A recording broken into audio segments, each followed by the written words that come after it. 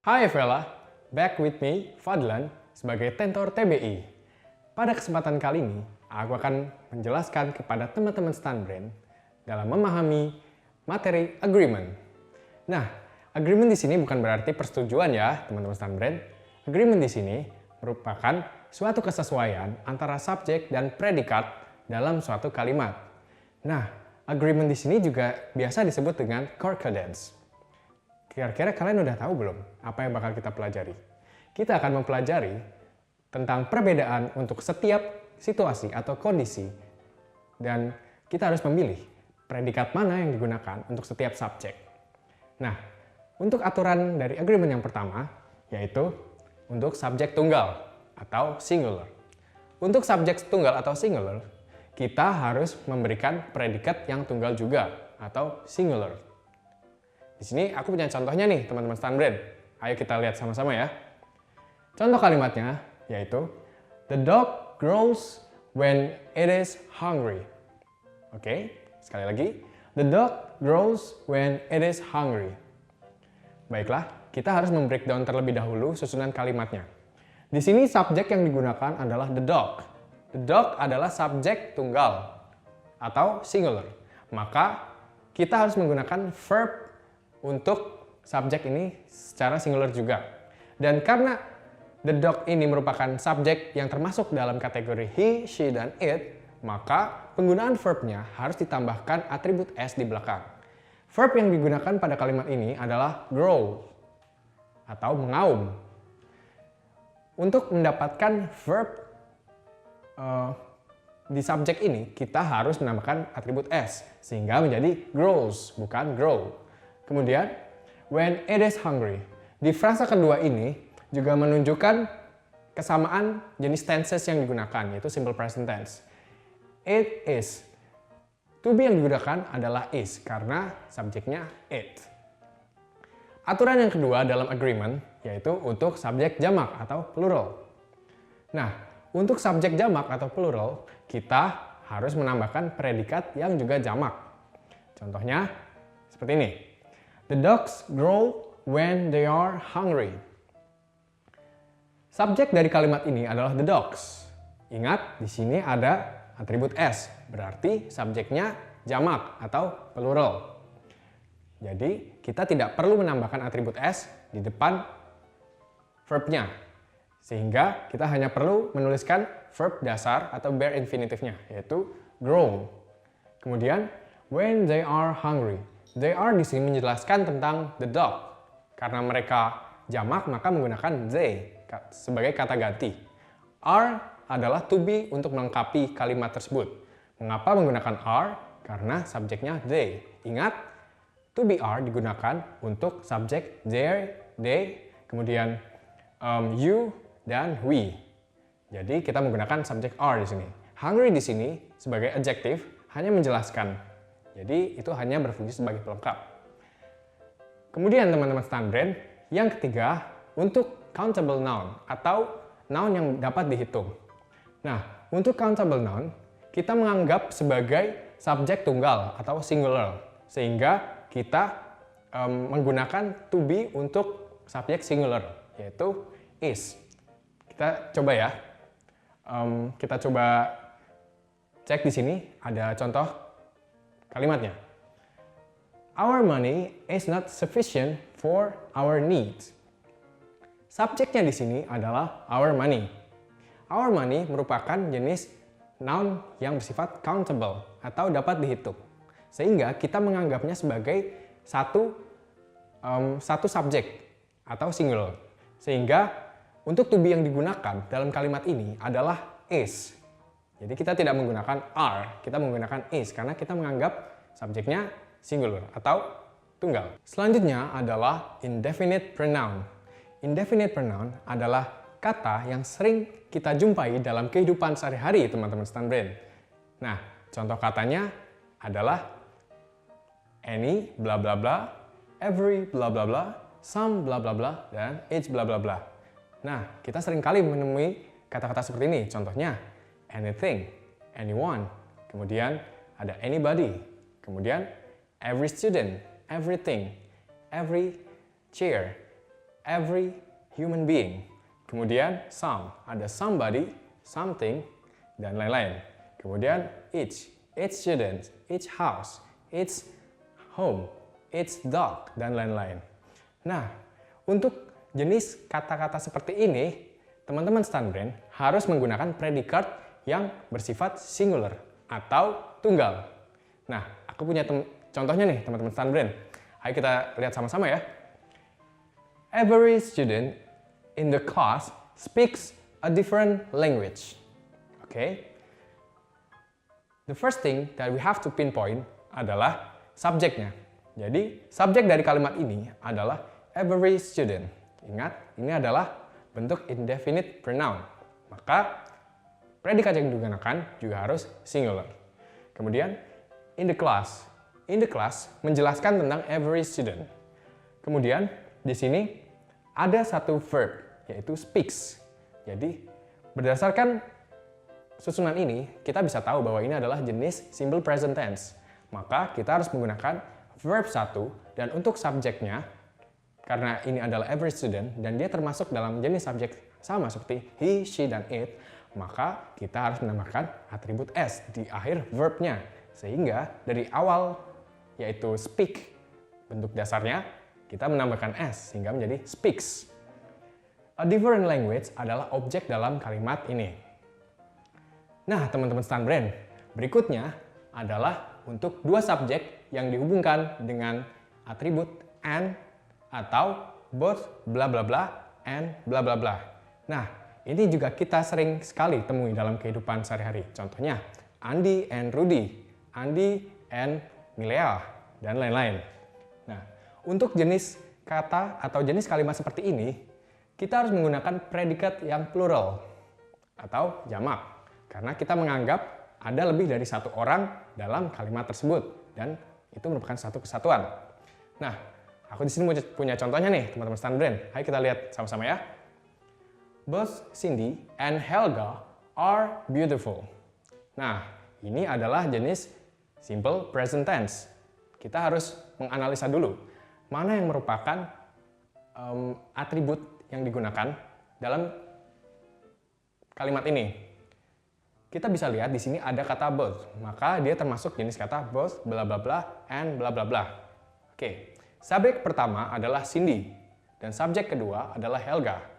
Karena dalam aturan both and ini harus menggunakan predikat yang plural, maka kita harus mencari tahu dulu kata ganti dari Cindy and Helga itu apa. Kata ganti dari Cindy and Helga adalah they atau mereka. Maka predikat yang digunakan dalam hal ini adalah to be, yaitu are. Mengapa kita menggunakan are?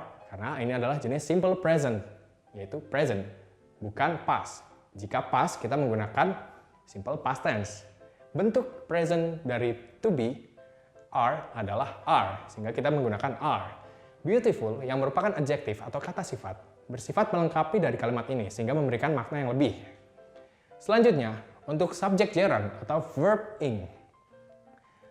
Untuk subjek gerund atau verb ing, kita juga menganggapnya sebagai satu subjek, sehingga kita menggunakan predikat singular atau tunggal. Nah, aku punya contohnya juga nih, teman-teman Stunbrain. Smoking is bad for our health.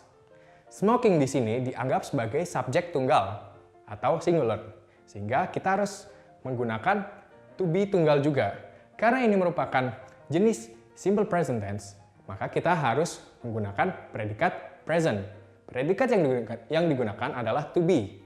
Nah, to be yang digunakan dalam kalimat ini adalah is, karena smoking merupakan subjek yang hampir sama seperti he, she, dan it, sehingga mempunyai to be is.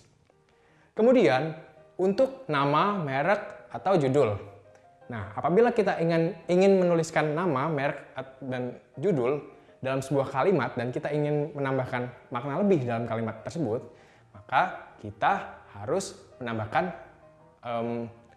predikat tunggal atau singular. Mengapa? Karena nama, judul, dan merek dianggap sebagai subjek tunggal atau subjek yang singular. Sehingga kita harus menambahkan predikat yang singular pula. Nah, aku punya contohnya nih, teman-teman Stunbrain. Kita coba lihat ya. The Jakarta Post is the best newspaper in Indonesia? Ada yang tahu Jakarta Post? Nah, Jakarta Post itu adalah merek newspaper atau koran. Karena ini merupakan merek, maka kita menganggapnya sebagai subjek tunggal atau subjek singular. Sehingga kita menggunakan to be yang singular juga. Karena kata ganti the Jakarta Post adalah it, maka kita menggunakan to be is. Tepat di depan kata the Jakarta Post di sini. The best newspaper in Indonesia hanya menjelaskan dari si subjeknya, yaitu the Jakarta Post. Nah, teman-teman Stunbrain, untuk memudahkan kalian dalam memahami materi agreement kali ini, aku punya cara cepatnya nih, yaitu Brainways. Untuk Brainways materi agreement kali ini, yang pertama, subjek dan predikat harus sesuai. Apabila subjeknya tunggal, maka kita harus menggunakan predikat yang tunggal pula. Dan apabila subjek merupakan bentuk jamak, maka kita juga harus menggunakan predikat yang jamak. Sekali lagi ya, subjek dan predikat harus sesuai. Apabila subjek merupakan bentuk tunggal, maka predikat yang digunakan juga bentuk tunggal. Dan apabila subjek yang digunakan merupakan bentuk jamak atau plural, maka kita juga harus menggunakan predikat yang jamak juga. Setelah tadi kita membahas tentang agreement, sekarang saatnya untuk latihan soal. Di sini aku punya dua jenis soal. Ayo kita kerjakan sama-sama. Soal yang pertama, mari kita baca. The gorilla, along with two monkeys, blah blah blah, on the deck of an old weathered boat yesterday during a cloud break. Oke, sekarang kita harus mencari subjek dari kalimat ini untuk menentukan predikatnya. Dari kalimat ini, subjeknya adalah the gorilla. The gorilla merupakan subjek yang bersifat singular atau tunggal. Frasa along with two monkeys di sini hanya sebagai pelengkap saja. Maka kita sudah dapat kata kunci yang pertama, yaitu subjeknya tunggal.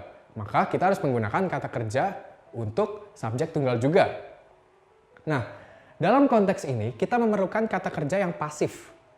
Kata kerja pasif ditandai dengan adanya to be, kemudian ada verb bentuk 2 ataupun 3. Nah, di soal ini kita harus mencari to be apa yang pas untuk subjek ini. Kemudian kita juga bisa melihat kata kunci yang kedua. Di sini ada yesterday, berarti kemarin. Berarti kita harus mencari tenses yang bersifat past atau masa lampau. Jadi kita lihat jawaban di sini. Tenses yang bersifat past di sini yaitu was dan were. Hanya ada dua. Kemudian kita hanya perlu menentukan kita menggunakan to be yang mana, were atau was. Nah, karena subjeknya merupakan gorilla, merupakan singular atau tunggal, maka sudah pasti kita menggunakan to be yang singular juga atau tunggal, yaitu was. Jadi jawabannya was seen. Sehingga kalimatnya menjadi the gorilla along with two monkeys was seen on the deck of an old weathered boat yesterday during a cloud break. Sekarang kita akan lanjut ke soal nomor 2. Ayo kita coba baca soalnya sama-sama ya. Either William or the workers in the store, blah blah blah, that under the steps sit a lost puppy covering in a fear and yelping for our attention. Baiklah, kata kunci dari soal ini adalah either or. Ingat, untuk bentuk soal either or, kita harus mengikuti subjek yang kedua untuk menentukan predikat yang digunakan. Subjek yang pertama dalam kalimat ini adalah William yang bersifat singular. Tetapi setelah kata or, kita mendapatkan subjek baru yaitu the workers. The workers merupakan subjek yang berbentuk jamak atau lebih dari satu atau plural. Untuk subjek plural, maka predikatnya juga harus plural. Nah, pada susunan kalimat ini, kita harus mencari jawaban yang merupakan verb untuk subjek plural. Ciri-ciri verb untuk subjek plural yaitu tidak ada atribut s di akhir verb tersebut. Dan karena ini merupakan bentuk dari simple present tense, maka kita juga harus menggunakan verb untuk simple present tense, yaitu berbentuk verb 1. Nah, jadi kita tinggal memilih mana yang merupakan verb 1 dan untuk subjek yang bersifat plural atau jamak. Jadi, dari pilihan jawaban ini, yang paling cocok adalah jawaban A, believe. Jadi jawabannya adalah A. Sehingga kalimatnya akan menjadi either William or the workers in the store believe that under the steps sit a lost puppy covering in a fear and yelping for our attention. Nah, teman-teman Stunbrain, tadi aku telah menjelaskan ke teman-teman Stunbrain tentang materi agreement. Dalam materi agreement, banyak sekali aturan yang harus kita ikuti untuk membentuk suatu kalimat yang baik dan benar. Masih ingat nggak tadi aturannya apa aja? Aturan yang pertama, untuk subjek tunggal, kita juga harus menggunakan predikat yang tunggal. Untuk subjek jamak, kita juga harus menggunakan predikat yang jamak. Kemudian, untuk countable noun, kita harus menggunakan predikat singular atau tunggal. Kemudian, untuk indefinite pronoun, kita juga harus menggunakan predikat yang singular atau tunggal. Kemudian, jangan lupa untuk bentuk kata either, bla bla bla, or, kita harus mengikuti subjek yang kedua. Apabila subjek yang kedua merupakan singular, maka kita menggunakan predikat yang singular. Tetapi, apabila subjek yang kedua berupa subjek plural atau jamak, maka kita juga harus menggunakan predikat yang jamak. Kemudian, untuk nama, merek, dan juga judul, kita menggunakan predikat singular. Kemudian, untuk gerund atau verb ing, kita harus menggunakan predikat singular atau tunggal. Sekian penjelasan dari aku untuk kali ini. Semoga dapat membantu kalian dalam memahami materi agreement. Dan jangan lupa untuk terus belajar dan perbanyak latihan soal. Aku Fadlan, see you and salam Stunbrain!